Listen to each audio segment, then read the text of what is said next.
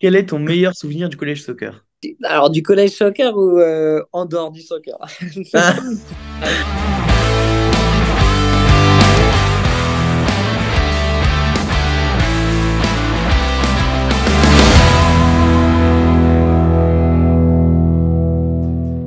Bonjour à tous, bienvenue dans cette quatrième épisode de HMLS. Aujourd'hui, on reçoit Paul Marié. Donc bonjour Paul, je te laisse te présenter en quelques mots pour le peu de gens qui ne te connaissent pas.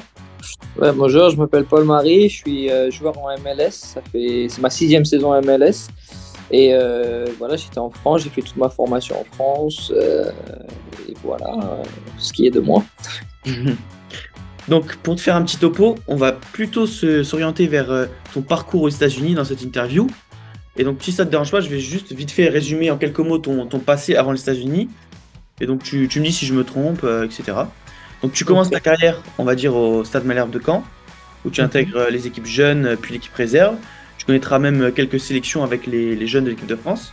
Et après 7 ans de formation, tu ne parviens pas à signer pro et tu prends la décision de vivre le rêve américain un peu, et en étant accompagné par Uni Elite Athlete, une agence qui permet aux joueurs, dans ton cas, de trouver une université américaine. Est-ce que c'est bien résumé? Correct, c'est très bien Ok, résumé. c'est Ça, c'est nickel. exactement ça. Donc, tu rejoins les États-Unis en 2014, c'est ça? Au Exact, Newbury College en exact. Division 2. Puis après une Ouais. très bonne saison, tu seras directement transféré en 2015 dans la très grande université de Miami où tu joueras pour les FAU Panthers.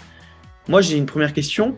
Comment se passe cette arrivée aux États-Unis? Comment toi, tu réussis à t'acclimater à ce nouveau football qui est très physique, très tactique et bah, aussi vite, puisque je l'ai dit, dès la première année, tu réussis à intégrer une des plus grandes universités de Floride. Ouais. Alors, au début, c'était un peu compliqué, parce que barrière de la langue, je parlais pas anglais. Donc, c'était compliqué, quand même, les 3 premiers mois, c'était dur. Et après, sincèrement, sur le côté football, j'ai apprécié en fait le fait qu'il y ait zéro communication. Parce que du coup, en fait, j'étais vraiment concentré que sur moi-même et que vraiment reprendre du plaisir, renouer un peu avec la passion du foot parce que j'avais un peu perdu de passion. Et non, c'est pour ça que ça s'est bien passé et c'est pour ça aussi que j'ai fait une grosse saison, c'est que j'ai été capable de retrouver, de reprendre goût au foot. Et puis après, voilà, bonne saison qui a amené que j'ai pu me transférer dans une meilleure université et encore me développer. Et voilà, quoi. Et donc, dans cette université, tu vas rencontrer notamment Hugo Forou, si je ne me trompe pas. Donc, Oui, quelqu'un que j'ai interviewé auparavant. Et, ouais, c'est moi qui l'ai recruté. hein? Ah C'est moi qui oui, l'ai recruté. il m'avait raconté, c'est grâce à toi que qu'il a rejoint cette université. Moi, j'ai une question.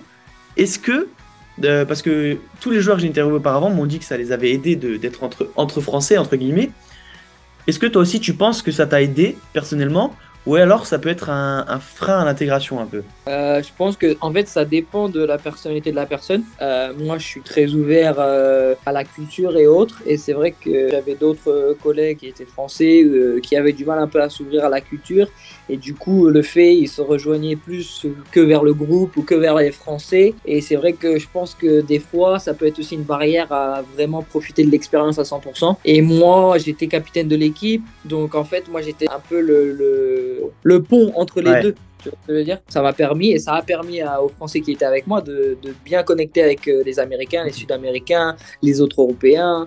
Donc en fait, c'est pour ça que nous, ça marchait bien. C'est le fait que j'étais un peu entre les deux. Et Des c'est vrai que liens, ouais. ça peut être aussi un problème. Il y en a, ils peuvent après que parler français. Du coup, leur anglais, il est pas top. Ou, tu vois ce que je veux dire? Ouais. Donc en fait, toi, tu étais vraiment le lien entre les deux. Du coup, ça t'a permis en même temps de rester en français, mais en même temps devoir écouter les autres. Donc je vois très Voilà. bien. Donc au final, tu passes 3 ans, si je ne me trompe pas, du côté des Panthers, avant de participer à la MLS Super Draft de 2018. Mais avant, j'aimerais que me fasses un petit topo de ces 3 ans. Comment tu les as vécus toi? Qu'est-ce que aujourd'hui tu retiens de ces 3 ans? Bah, écoute, ce que je retiens, c'est vraiment du plaisir, vraiment du plaisir. Vraiment, on a passé des années au top. En termes humainement parlant, on a passé des années exceptionnelles. J'ai rencontré des personnes exceptionnelles, que ce soit français ou américains, vraiment au top. Et après, en fait, les 3 ans se sont bien déroulés parce que la première année, on réussit à gagner le tournoi des playoffs. On se qualifie pour les nationales et on fait un petit bout en national avec le tournoi national. Donc, il y a quand même des gros calibres avec des bons programmes quand même.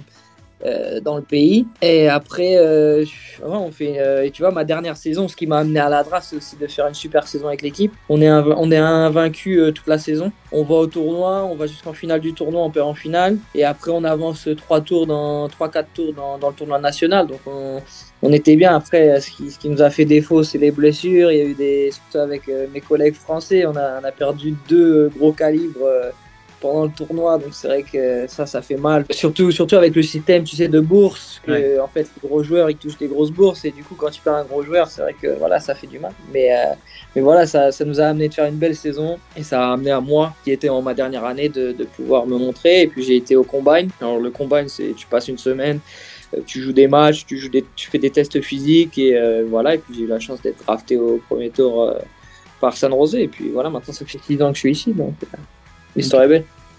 Et donc moi, voilà, j'ai envie de me pencher aussi sur ça maintenant. Toi, pendant j'ai regardé la cérémonie en fait. Est-ce que toi, tu l'apprends sur le tas vraiment? Ou est-ce que tu es prévenu en avance que San José, voilà, tu as été drafté, etc. Ou est-ce que c'est vraiment comme dans la cérémonie, tu l'apprends sur le tas et tu fais ton discours, quoi? Eh ben non, c'est sur le tas parce que en fait, tu rencontres donc pendant le combine, tu es dans ta chambre d'hôtel et il y a ton téléphone de l'hôtel, le téléphone fixe de l'hôtel qui va se mettre à sonner quand on a les temps libres pour rester dans la chambre. Et quand il sonne, c'est les coachs des équipes et ils disent ouais, est-ce que tu peux venir dans tac tac tac, et ils ont des suites dans l'hôtel où en fait tu les rencontres, c'est des salles de réunion, et du coup ils t'interviewent dedans. Et du coup moi j'ai rencontré une dizaine d'équipes, et du coup en fait cette dizaine d'équipes, c'est 10 équipes potentielles pour lesquelles j'aurais pu aller. Donc quand c'est leur tour, et ben en fait tu te dis ok, bah c'est peut-être mon tour, tu vois. Et après eux ils ont leur liste. Donc si par exemple, je dis une bêtise, mais San Jose, ils avaient sur leur liste peut-être 2 joueurs, mais peut-être ces 2 joueurs-là, ils sont partis avec d'autres équipes avant. Du coup, Ouais. 13 de la place. Ouais, ouais. Ok. Donc du coup, bah voilà, ça finissait sur moi. Et je l'ai su 30 secondes avant qu'il appelle mon nom. Ah ouais. Parce que le directeur de recrutement de San Jose avait envoyé un message en disant voilà, nous on prend, c'est sûr. Ok. Et donc du dans coup, une bloc, il donne au commissionnaire et le commissionnaire t'appelle sur la scène et tu as la chance de faire un petit discours et tout ça. Donc, non, c'est sur le tas. et du coup, C'est une cérémonie. ouais. Et du coup, comme tu le dis, bah en fait, est-ce que toi, tu avais d'autres clubs intéressés ou est-ce que vraiment c'était San José tout de suite? Ou est-ce que, bah, comme tu l'as dit, des gens sont passés devant toi à la dernière minute ou... Alors, ça, on ne saura jamais, je pense. Ah ouais? Je te dis, j'ai eu la chance de rencontrer 10 autres clubs. Ok. Donc, il y avait, je pense, 10 clubs potentiels où j'aurais pu rejoindre. Mais après, voilà, ça s'est passé comme ça. Alors après, les listes et autres, je sais pas du tout comment ça s'est passé, mais bon, pour moi, ça s'est bien passé. Bah, t'es encore Parce là-bas. Pour l'instant, c'est que c'est... Il y en a quand même qui sont dans la salle et qui sont pas sélectionnés ce jour-là. Donc c'est quand Ouais. même c'est l'autre côté de ça qui est dur quand même, qui a dû être un moment très dur pour ces joueurs-là. Donc voilà quoi. Et c'est ça. Donc en fait, moi, j'ai interviewé justement Pierre Caillé aussi qui avait fait la draft, etc. Et c'est sûr que bah, de ne pas être revenu, ça doit être dur mentalement. Et toi, bah aussi, je me pose la question, forcément, c'est la chance de ta vie. En final, c'est un peu la porte d'entrée à la MLS. Et finalement, sans cette chance-là, tu serais peut-être pas là aujourd'hui, en fait. Ouais, voilà, exactement. Effectivement, bah, après, c'est le football, hein, c'est comme ça, Ouais, c'est des c'est ça. opportunités, c'est des opinions, ça fait un tout. Mais voilà, à l'heure C'est clair. d'aujourd'hui, c'est comme ça et c'est très bien. Donc maintenant, on va passer justement à ton passage du côté de San José. Après avoir été drafté, tu es tout de suite prêté 4 mois en USL au Reno FC, donc un club affilié où beaucoup de jeunes sont envoyés. Comment toi tu vis de ton côté ce moment-là, le fait que tu sois prêté au Reno FC, et quelles sont surtout les promesses qui te sont faites par les Quakes? D'accord. Alors en fait, ce qui s'est passé, c'est que j'ai eu un problème d'immigration. Ok. M'a en fait bloqué d'être enregistré pour jouer la saison avec l'équipe régulière. C'est Parce quoi, que problème de visa, de... de visa, exactement. Donc Ok. mon visa, en fait, j'étais sur un visa étudiant, il fallait que ça change. Et cette transition, en fait, au lieu de prendre quelques mois, elle a pris 1 an et demi presque, parce que ils appellent ça des drapeaux rouges qui se lèvent dans leur système d'immigration. Et du coup, le fait que je bougeais dans les États-Unis et tout ça, ça a créé des problèmes parce que j'ai envoyé les papiers à un endroit, mais je les recevais à une autre adresse et je les renvoyais à une autre adresse. Du coup, ça éveille des soupçons comme quoi c'est pas régulier.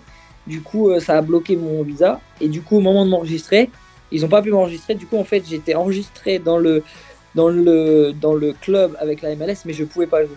Donc, j'avais tout, mon salaire, tout, mais je ne pouvais pas jouer avec l'équipe première. Donc, ce qu'ils ont fait, c'est qu'ils m'ont fait un prêt. Comme ça, moi, je m'entraînais toute la semaine avec l'équipe première. Le vendredi, je prenais un avion et je jouais avec l'équipe à Reno, qui est à 1 heure d'avion. Et je revenais le dimanche matin et je m'entraînais avec l'équipe. Et je partais de vendredi à chaque fois. Ah ouais, mais du coup, c'était un moment compliqué pour toi, niveau fatigue et tout Compliqué, ça. oui, mais après, en soi, je comprenais. Voilà, fallait pas. J'avais de la chance. Le club aussi aurait pu dire, OK, il y a un problème parce que quand tu es drafté, ton contrat, il n'est pas fait. Hmm. Le contrat, il est fait que. Moi, mon contrat, il a été fait qu'en mars, alors que j'avais été drafté C'était début janvier. Ah Donc, ouais. donc mon contrat a été fait qu'en mars. Donc, cette période de 2 mois, ils auraient pu dire, OK, non, on ne prend pas, c'est fini. Ah, ils auraient Donc, pu laisser tomber. le club m'a fait confiance. Ok. Donc, en soi, je savais que j'étais quand même dans une place. En plus de ça, c'était un contrat avec des options. Donc, je savais que j'étais quand même dans une place où il fallait. Voilà. Donc, et après, moi, j'ai fait une bonne saison avec Reno et je m'entraînais bien la semaine avec eux. Donc, ils ont dit OK. Et du coup, l'année d'après, j'étais re-signé avec eux. Ouais, donc c'est ce que j'avais vu. Vous faites une bonne saison, vous finissez cinquième. Même pour toi, ça doit être sympa parce que j'ai regardé en moyenne 5000 supporters. Ça doit être vraiment plaisant à jouer, je pense. Surtout que Ouais, non, non, bah, c'est bien. C'est bien, c'est bien. tu viens de l'université en fait, donc Ouais. c'est différent. Ah ouais, non, mais après, oui, c'est sûr que de toute façon, ça reste du foot professionnel. Tout était bien, non, il y avait pas de souci. Ça, pour ça, c'était bien. Et donc, moi aujourd'hui, tu es titulaire indiscutable de l'effectif de San José pour réaliser un très très bon début de saison actuellement, pardon. Moi, j'avais vu justement une citation de Jesse Furanelli, ancien directeur sportif, qui disait à ton sujet: Paul Marier est un arrière à l'esprit offensif qui a des qualités techniques et la capacité de lire le jeu. Est-ce que toi, c'est comme ça que tu te définis? Et est-ce que c'est pour ça aujourd'hui que tu t'intègres si bien dans cet effectif? Ouais, je pense que ça me définit bien. Après, lui, c'était le directeur sportif, donc je pense qu'il a l'œil pour savoir quand même reconnaître un peu les qualités des joueurs. Donc je pense que non, il a pointé des bons points. C'est sûr que ça, c'est des points forts. Donc, je pense qu'à l'heure d'aujourd'hui, c'est aussi ça qui plaît à mon coach et au coach que j'ai auparavant. Donc, c'est vrai que j'essaie toujours de peaufiner un peu sur ça. Et puis, c'est vrai que ça m'aide à voilà.